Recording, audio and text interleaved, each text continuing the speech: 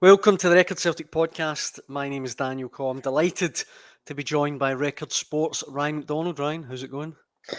Absolutely brilliant, Dan. I'm excited to make my podcast debut. You've just been telling me off air about your big plans coming up in the next couple of weeks. Some of it involving Celtic. Yeah, away to cover Celtic's pre-season training camp in Portugal for the next week. So flying Thursday, head over to Lisbon for 4 nights, and then to the Algarve for 3 nights, and then back home. So it's not too bad. Decent summer ahead. I think next week we're recording the Celtic podcast here from lovely rainy Scotland. We think probably. Don't worry about that. Plenty for us to talk about back here, though. Obviously, still pre-season, but Celtic never stops.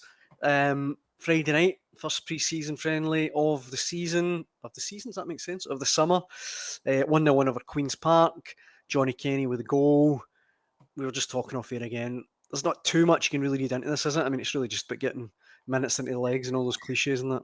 Yeah, it's kind of hard to judge because obviously the international stars, I feel like, weren't involved. They returned to Lennoxtown, report back to Lennoxtown on Friday. They're probably unlikely to be involved against Cork tomorrow night either. So I think the first glimpse you'll see of Kieran Tierney, etc., will be in the Portugal training camp on Saturday.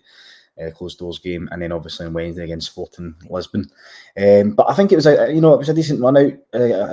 It's a good start for Johnny Kenny, getting a goal under his belt. That's his second goal, albeit it's not a competitive goal, but it's a goal nonetheless. That'll do his chances no harm. Get an opportunity potentially to stake a claim as a Celtic striker. So it was a sharp finish as well. And I just like, with pre-season games as well, with the international boys not being involved, I like seeing the youth players be given a chance. Brendan Rodgers is always talking up the youth talent they've got at the club, and just off the top of my head, Dane Murray, for example, he looks solid at the back. I know Brendan's a massive fan of him, and he says he keep in and around the team this season. Mitchell Frame at left back, I really like him. He made his I like him. He's good. Yeah, he made his Champions League debut against, was it Feyenoord? And I think he had a part to play in Gustav Lagerbielke's goal as well. Not really had a chance since, but with Greg Taylor vacating that spot, there's a chance for him to step in. And I thought he looks dangerous going forward. Is it Colby Donovan as well? I think the manager said some nice words about him. Jude Bonner, Kyle Orr, who won the Academy Player of the Year last year. He was the one I was going to say in Friday night's game. He come on. He looked like a Callum McGregor regen. It was kind of weird. It was just even his mannerisms and the way he moved and stuff. Yeah, I thought he's definitely got a chance. So I've followed him quite closely because he is. I feel as if he has got the real potential to make it at Celtic. However, I know obviously he's just been rewarded with a new contract as well. I think it was in January signed an additional 2 years. So Celtic clearly think highly of him as well. So it's just, and then obviously Sean McArdle, Francis Turley, Connor Daly, 16. Brendan said he was a gifted young boy. So there's lots of talent bubbling beneath the surface there. So hopefully, Celtic will breed these guys through, and it can all be good for Scotland as well. Definitely. One guy that I doubt will be seen in the first team anytime soon, sadly, is Hayato Inamura. Brendan Rodgers, he looked in good spirits the other night after the game, but he came out and confirmed following the full-time whistle that Celtic's new signing, Inamura, he wasn't a player for the first team. I mean, I don't know about you. I was really shocked to hear that. I was really shocked and surprised. I mean, he's 23. You'd have thought he was coming in to be a first team player. Yeah, I think he's only had 6 months professional experience. I think he was at uni before, wasn't he? He was at uni up until with the Japanese system, they come through the universities. It's a bit like Rio Hatate as well. He didn't really have much experience by the time he joined Celtic, but yeah, I mean, it's in a way it's refreshing to hear the manager come out and be upfront and honest, because the fans are wondering, is he going to be involved with the first team? Is he going to be a left back? Is he going to be a centre back? There was so much up in the air, but it's clear that the club have signed him as a development player. At 23, not so sure, but obviously the scouts have spotted him and they believe he's got potential. He can play as a left-sided centre back or at left back. So I think for him, if Celtic's plan is to loan him out, I would like to see him loaned out in the Scottish Premiership. In Scotland, and become adjust to Scottish football, the robust nature of playing in Scottish football. From what I see, he hasn't really got a strong physique. He's not got like one of these powerhouses that you often see, like Cameron Carter-Vickers, a monstrous presence at their back. But so it'd be good to, I think, if Celtic are to go down that route of loaning them out, then it'd be good to see them loaned out to a Scottish team. But I mean, I don't want to create a story where there isn't one. But as soon as I heard Rodgers say that, I thought to myself, I worried that there was maybe a little bit of a disconnect between the players Rodgers wants to sign and the players the recruitment team want to sign, if you know what I mean.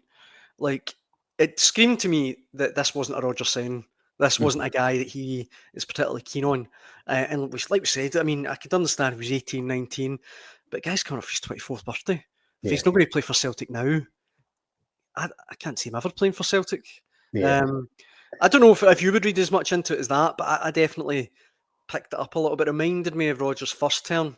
Who was the winger? Remember he signed the winger? Yeah, Marion Shved. That's it. Well done. Yes, Marion Shved. Marion Shved, and he signed him and went, we've got a million wingers, we don't need another one. and Marion Shved must have heard that and been like, oh, brilliant, nice one.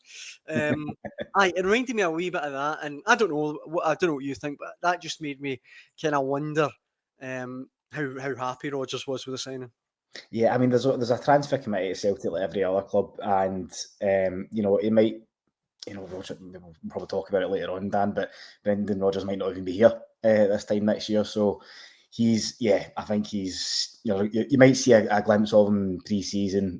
He might spring up a surprise, and he might actually turn out to be better than Rodgers expected. But it's, as you say, with his age and where he's come from the other side of the world, it does seem like a kind of strange signing. But obviously, Celtic of unearthed gems of unearthed gems from all over the world. So perhaps this could be the latest one. I know. Look, fingers crossed. I hope he does really well. But I thought it was a really inauspicious, not opposite of inauspicious signing. Well, while we're talking about the transfer window, I'm going to come out and say it first to clear myself. I've got a feeling that Celtic, before the end of the transfer window, are going to go big. I think on at least one player. And I don't even think it depends on, like a lot of people say, well, it depends if we make the Champions League group stages. I don't think it necessarily does. Like, I think with the money Celtic made last year, I mean, what was it, like 40 odd million from the Champions League, another 20, they made a lot of money, 60 million or something, 20 more from Nicholas Kuhn. I've got a feeling that they're waiting for the right opportunity to come up. And this is purely speculation off the top of my head. Someone like Evan Ferguson, someone like that, a real quality difference maker, and they will spend the 15 million or whatever it takes. Do you share my optimism? I think there's definitely going to be a big signing that will come in, whether it's the start or the end of the window. My hunch is that you mentioned the money they brought in already, plus you've got Jeremy Frimpong cash as well, which they made in the side, a nice little added bonus. My hunch is that it will all depend on whether they make the Champions League. So if they can progress through the playoffs at the end of August, remember Arne Engels and Austin Trusty didn't sign until deadline day last summer. Very good point. I hadn't realised that. So, and that was with the guaranteed Champions League windfall. So, with that still to be decided, I am unconvinced they're going to be shelling out more than £5-6 million in any player until that 40-30 million pound is guaranteed and in the bank. See, as you're saying that, I actually realised I probably am being quite naive by saying it doesn't depend on the Champions League, because if Celtic make the Europa League, they're not going to break the bank, are they? Just as you were saying that, I was thinking they're not going to go, right, do you know what, we've not made it, but here's 20 million. But if they do, I don't know, I just get this feeling there's something bubbling under. I mean, like Kieran Tierney, we know, absolute top-class signing. I still maintain that when he's fully fit, I think he's world-class, Kieran Tierney. I really think there are few left-backs in European football that get close to him. Dan, so look at, sorry to interrupt you, but I mean, see, 2 years ago, I mean, a lot of people would have agreed with you about Kieran Tierney. It's just injuries that have curtailed him. It's just such the way his career's panned out, it's just so cruel. He could have played so many more games for Arsenal and really established himself, but he's back at Celtic, and that's great for Brendan Rodgers and the Celtic fans, because to have a player like that, of that calibre, back at 27, 28, it's phenomenal. And to get, I know this is old news, but to sell him for £25 million and get him back for nothing is it's incredible. It's brilliant business. No, look, I I've got high hopes for Tierney. I really think, because as well, the Celtic podcast last week, our colleague Craig Swan was pointing out his injuries have been, they've been bad the last 18 months, but they've not been that bad. It's not been like, he had 6 months fit at Arsenal there. He was fit for 6 months at Real Sociedad. It's not like he's, close to retiring. And so I'm really hopeful that he's going to have a big season. So you get him. I think Benjamin Negren will be a really good signing. I think that's a really clever bit of business as well. But aside from that, we've mentioned Inamura, Ross Stewart the third choice goalie. There's not been any kind of big incomings, and I just get the feeling there's something. They must have something in mind. I mean, we can talk about some of the names just now. I mean, Victor Isaac Yansen is the latest been linked. He's the winger at is it Legia Warsaw? No, it's Rapid Vienna. Sorry, I always get them mixed up. Rapid Vienna, and he was the man that I think directly replaced Nicholas Kuhn, wasn't he? Yeah, and it's funny that he could now replace Nicholas Kuhn at Celtic. But yeah, I mean, he seems like a real special talent. He's scored 9 goals and 6 assists, which on paper might not be, mind blowing, but he has. I think he joined for around about £200,000 last summer from a Spanish second division club. And he's lit up the Austrian Bundesliga from what I've heard and read. He's a right winger, as I say, a direct replacement for Nicholas Kuhn. And I think it will just come down to the fee with that one. Various clubs from the top 5 leagues are already in for him. There's reports in Austria that significant bids have already been tabled as well. So, yeah. And Sky, I think even there was talking Sky today that Rapid Vienna will be demanding £10 million. So it could be that could be the sticking point. It comes down to the fee. But if Celtic can get him for a good value, then he could be another Swede that comes in and does really well. He was that was one area that I think Rodgers would have been keen to strengthen before Kuhn left. Would be the wide areas. So we could be looking at, obviously, maybe Isaac Yansen, but the other one that's mentioned, and we were talking about the pronunciation off air, is Balikisha. Balikisha. Michelle Ange Balikisha. I have no idea if that's how you pronounce it. Apologies if he's listening, but I think you've nailed it. Aye. So he could be another one, but he's a winger as well. Yeah, so obviously Jansen's a right-sided winger, and Balikisha would be a left-sided winger. Again, exciting talent. I think he missed most of last season through injury, but he came back towards the end and he still contributed 4 goals and 3 assists in his last 10 games. So he made a big impact. And if he can stay fit, he looks a real quality player. He's lightning quick, and I think to be a Celtic winger, you need to be quick. I think that's what Brendan Rodgers bases his game on as well. Pace in the wide areas is crucial to how he plays. I was reading as well that Freiburg were once willing to spend €20 million on him. I think that was a couple of years ago. So for Celtic to be in negotiations over maybe £5 million or less, on paper it looks like a really, really shrewd piece of business. So we'll just need to wait and see. That one I think Celtic. He's been a long-term target for Celtic. They were interested in him in January as well, but he was injured at the time and he didn't really kind of feel it was right to move. So we'll see how that one progresses along with Yansen. But I think certainly, Celtic will need to bring in 2 wingers at the bare minimum, because if you get Jota as well, he's not going to be back until 2026, which is a great shame. So we'll just need to wait and see what happens. And the other area that Rodgers confirmed after the game the other night again that they were looking to strengthen was centre back. And the other name that seems to be mentioned is Deass. Is it Jason Deass? Justin Deass, I think. Honestly, I'm on fire today, aren't I? Justin Deass. He's a 25-year-old centre back, plays in Portugal, doesn't he? Yes.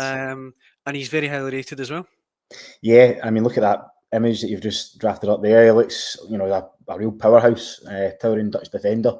So I think he's got a decent reputation in Portugal. And again, he's another one that's drawn interest from clubs across Europe. He spent time on loan with Dynamo Zagreb and another club in Croatia, Lokomotiv, I think it was. And he's really found his feet in the Portuguese top flight over the last 2 years. He ticks a lot of boxes for Celtic as well, left-footed, which Brendan Rodgers is hell-bent on having a left-footed central defender alongside Carter Vickers. He's 6'4". I think Celtic lack height in that team. You look across the city, the signings that Rangers are bringing in, all of them are 6 feet and above. So to have a left-footed central defender at 6'4", I think that ticks a lot of boxes as well. And at £3 million, he's well within Celtic's budget. So yeah, it looks like another name that could be a go. On that position, what is your gut feeling in regards to Austin Trusty? Because, I mean, technically, Rodgers has spent £6 million on a partner for Carter Vickers, but I think it's fair to say he's not quite convinced. He's had some great moments, but not quite hit the heights that I think a lot of people would have hoped for. Yeah, I've mentioned this before, but I feel as if Austin Trusty, it reminds me so much of Kelvin Wilson in his first season. Now, Kelvin Wilson, he suffers from injury. I think he had a mistake in his debut. One of his derby debuts against Rangers at Ibrox. I think they lost 4-2, and he just had a nightmare. And I had an interview with Kelvin Wilson actually a few weeks ago, and he admitted that really just set him back, and he felt he had to come back with the following season with a point to prove. Now, £6 million, I don't think you can write off Austin Trusty just yet. And at the minute, you're not going to recoup that money. So I think Kelvin Wilson in his second season at Celtic, he was a mainstay. He played every minute in the Champions League where Celtic got to the last 16, famously beat Barcelona. If Austin Trusty can reach those heights, then fantastic. But I just feel as if he'll come back with a point to prove. He's got that price tag hanging over him. He's got a fellow kind of USC international alongside him. He's played for Arsenal. He's played in the Premier League. He's got good experience. So I just feel as if he's got so much more to prove, and I would be hesitant to write him off just yet. I think he's got all the attributes to be a Celtic defender as well. He's tall, he's pacey, and he's as I say, he's a USC international as well. So yeah, we'll wait and see how that one turns out. But I feel as if he deserves another season, unless Celtic can recoup their money. If they get £6 million in from anywhere, then they might consider it. But as for now, I think it's too early to write him off. I completely agree, and actually I've got high hopes for him as well this season because, look, people slag off Scottish football, and we know it's not the greatest league in Europe. There's no money in Scottish football, we know that, right? And, as I say, people can denigrate the standard.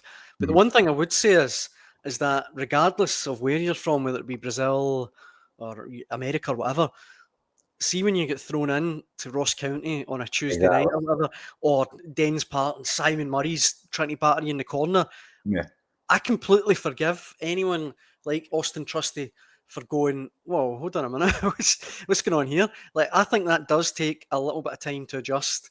So I'm willing to give him that time. I agree with you. I think he's got all the attributes, fast, strong.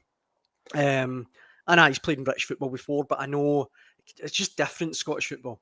I mean, you'll remember the lip readers were out in force when it was at Dundee and the camera panned to Brendan Rodgers after a stuff off the header. That's right. Aye. So, I mean, the management team, it's not as if the management team are aware that he's still got areas to improve on. He definitely needs to become a lot stronger and tougher, especially aerial duels, which I feel as if he was out muscled at times too often last season. So we'll wait and see. But I do think. I still think he'll come good for Celtic, but at the same time, I do believe that Rodgers will need to go in the market for another left-sided defender, like we've just spoken about there with Deass. I don't think you can rely, especially if you're selling Gustav Lagerbielke to Braga, Mike Norowski to Hanover. There's I know Dane Murray's coming through the ranks and he'll be in about the team this season, but you really need another quality centre back in there. Yeah, we mentioned earlier in the podcast about Brendan Rodgers and his contract. And look, there's no point in us really talking too much about this because we don't know what's going to happen. But what is your gut feeling in terms of how this is all going to play out? I mean, I guess the majority of Celtic fans would want it resolved quite soon, so it doesn't kind of develop into a weekly soap opera. Getting asked, is he going to stay? Is he going to go? Yeah, and I don't think the manager will want that either. There's a massive cloud of uncertainty hanging over him, and I think he needs to address it, and he needs to address it soon. Otherwise, like you say, it will just become a soap opera. It will continue to unsettle the fans and even the squad as well. So it's just going to continue to dominate headlines, and I think he really needs to come out and state his intentions. And look, if he decides this is his third and final year, I think that will take him up to 6 years in Glasgow. That's fine. I think Gordon Strachan once said every Celtic Rangers manager got a kind of sell-by date of like 3 years. So he's came, he's delivered on his promise of staying for 3 years, and he has, he's won trophies, 2 doubles. I'm sure he'd love to go out and win a treble next season. So,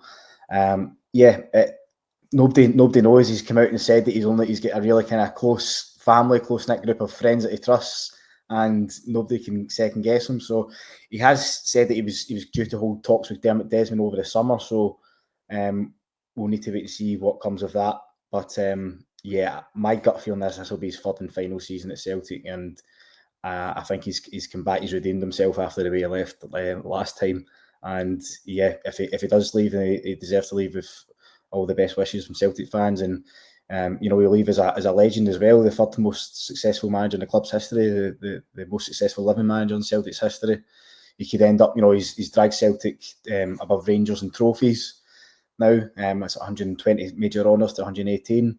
He's got the potential to overtake Rangers in titles next season with 56 to 55. So, and he obviously has the potential to win a treble as well. So if he can do that, I mean, that I'm sure he'd think that's the best way to sign out. Plus, he's made inroads in Europe as well in the Champions League last season, reaching the knockouts for the first time since 2012, 2013 season. So, I think he's been a major success this time around. And if thinks 3 years is enough, then he deserves to go with his head held high. I completely agree with everything you said. Right, completely. You couldn't disagree. He's done it all. Brendan Rodgers, with the exception of a deep run in Europe, but he's done it all. But one thing I would say, right, that I think might persuade him to stay is if Celtic get to 5 in a row at the end of this forthcoming season. I know what you're going to say. Yeah, I've said this before, but I think I'm repeating myself. But if they get to 5 in a row, I think Rodgers will look at it and look how much more financially strong Celtic are than Rangers, and he might spy a chance at 9-10 in a row. And look, that is just about the only thing that, Celtic fans got as a once-in-a-lifetime opportunity, and he had it, and he walked away, and then Lennon couldn't win it. All of a sudden, it becomes a twice-in-a-lifetime opportunity. I think that might be too hard for a Celtic man to turn down and maybe sign a new contract and go, look, let's give it a all next couple of years. Try and get there. I don't know. I feel as if that would take him to 8 years in his second stint for him to get to, when would that be? 5 years from now? Oh God, you're talking 2030. So that'll be 8 years at the helm in his second stint. I feel as if Rodgers has got ambitions to manage, and I always felt he'd be a great fit for a team in the La Liga in Spain. Yeah.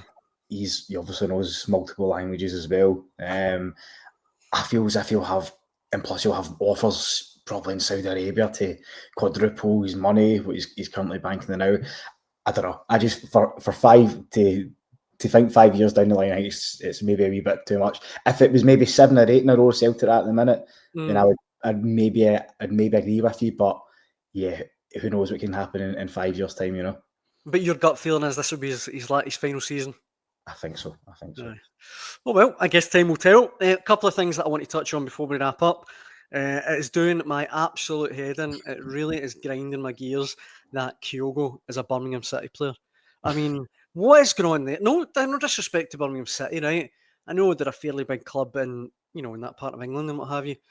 But Kyogo shouldn't be a Birmingham City player. What is going on?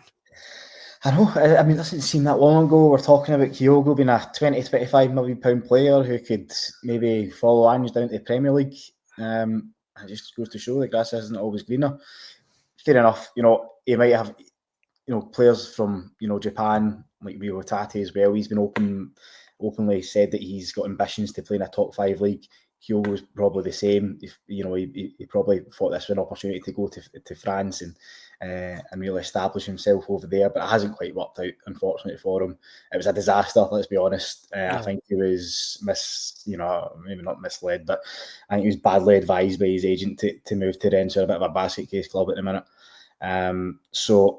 It's a shame to see the way that his career's turned out since he's left Celtic, but he's joining an ambitious team in Birmingham. It might not have been where we would have predicted he would have been this time last year, but he's there now. he's working under Chris Davies, who obviously knows Brendan Rodgers well, having assisted him at Celtic and other clubs. He's got Tomoki Iwata there. And I'm sure Birmingham will have ambitions to land Premier League promotion the first time asking this season. But yeah, I was on a Birmingham podcast last week, and I did admit that I feel as if he's capable of playing at a much higher level than the Championship, with all due respect to Birmingham. But who knows? Maybe this time next year he'll be a Premier League player, and Birmingham will been promoted. We don't know. It's a tall order, but it's strange seeing him in a Birmingham kit, that's for sure. I would love to know. Well, actually, I'm going to kind of allude to what might have made him want to get away from Celtic. One of my best mates was his neighbour, right? And he lived in the flat right directly next door to his, and he would tell me that he said it was kind of heartbreaking because Kyogo was just always sitting himself. And you could see, like, he wouldn't have any curtains. You could see him sitting watching YouTube videos, Japanese YouTube videos. And he said it just seemed like he was very lonely and always alone. So maybe that's why he jumped at the first opportunity to leave Glasgow. But it was at Young Boys in the Champions League that night. It was his last game before it was announced he was leaving. You look at that. Why would you swap that? One of the biggest derbies in the world, trophies. Yeah. The fan favourite, everyone loves you, to go and play for, no disrespect, Rennes and then Birmingham. It's funny because I actually did a story on some of his quotes that emerged from his Blues TV interview over the weekend, and he said that he had no regrets leaving Celtic for Rennes. He said he's learned from experience, whatever that experience may be, and now he's at Birmingham. He feels as if there's even more pressure on him to deliver now, which is probably true because I think Birmingham have spent quite a decent fee on him as well. He's 30 years old. He's moving to England. There's a lot of expectation on him. He is their marquee signing. So he kind of is expected to be the man that will kind of lead them to Premier League promotion. So, but yeah, he did say that he had no regrets. So 3.5 years must have been enough for him. But yeah, you put it like that, Champions League nights to, Championship nights, and then a Tuesday night trip to Stoke City, as I say. So don't get me wrong. I hope he absolutely smashes it up down there. I think he will. I think he'll score 30 goals. My belief is that Celtic get the best years out of Kyogo. They got the peak years out of him. Probably he turned 30. I said this in the Birmingham podcast the other week. I always remember, a memory that sticks out in my mind when I thought it's time for Kyogo to go was at Tannadice last, I think it was December, and Celtic drew 0-0, and he had I think it was through 1-on-1 with the keeper, and it should have been he should have buried it, and I think he put it right in the keeper's arms, and I just couldn't believe it. It just felt as if his head was elsewhere. He was cutting about. He never had that, the smile that everybody, loved. And in his first 2 years under Ange, it just seemed to have disappeared. I just felt he was a kind of unsettled, unhappy player. And if a player doesn't want to be at Celtic, then, as the manager's always said, he was not going to stand in their way like it was happening with Nicholas Kuhn. Right. So I felt at 30-year-old as well, £10 million, it was shrewd business for Celtic to sell him there and then. Plus, he's got this ongoing shoulder injury, which could, I think he always already admitted that he's going to require surgery on it at some stage. So I think it made sense for him to go. Obviously, it would have broke a lot of Celtic fans' hearts, but good luck to him in Birmingham. We'll see how he gets on. You've actually made me feel a bit better now after chatting to you. Thanks for that. Very finally, right? And again, you can maybe make me feel better about this, but I doubt it. If you're listening to this, I apologise, but I've got some pictures here I need to show you regarding Celtic's new kit for the season. They released, we're recording this on Monday, the 7th of July. They released a pre-match jersey today for £60. And it is, I've got it up on the screen now if you're watching. If you're not, it looks as something an alien invading Earth would wear. It's utterly bizarre. It's like silver and pink and yellow and green, and I mean it comes hot on the heels of the third kit, which released last week. There it is there, the white with the sort of, I don't even look. Am I getting old, Ryan, or are these as awful as I think they are? I think the first kit did you say that was a pre-match kit? That's the pre-match jersey for the forthcoming season. And you said they've got training kits, they've even got pre-match jerseys now. God, it's £60 as well. I look as if a painter and decorators had a nightmare and spilt all their paint over it, and exactly. that's the outcome. But you don't go for these, do you? I mean, it wouldn't be my choice, to be fair. £60 as well. That's absolutely crazy money. For £60 for a pre-match shirt. It's not even an official away top or third top or even this third kit I was looking the other day to get a name and number in the back. It's £94 now. £94, dearie me. Just Wow. crazy. Yeah, you've got to feel sorry for the families out there. We've got kids, 3, 4, 5 kids that are all desperate for the new Celtic jersey, and it comes at a price of £94. Wow. I think, judging by the social media reaction, the Adidas club hasn't really appeased the masses this season, but I'm sure it'll still fly off the shelves as it always do. You're probably right. Aye. My girlfriend keeps saying when we're having kids, look, at those prices, nothing we can do. I think that brings us to the end of this week's Record Celtic podcast. Thank you very much for listening. We really appreciate it. We'll be back to do it all again next Monday. We might even catch up with Ryan on his travels with the Celtic squad in Portugal. Who knows? I'll try and spare you a minute then. It's much appreciated. Ryan, it's always a pleasure. Brilliant. It was a great way to make my podcast debut. Wonderful debut, sterling debut. And thanks for listening at home. Cheers.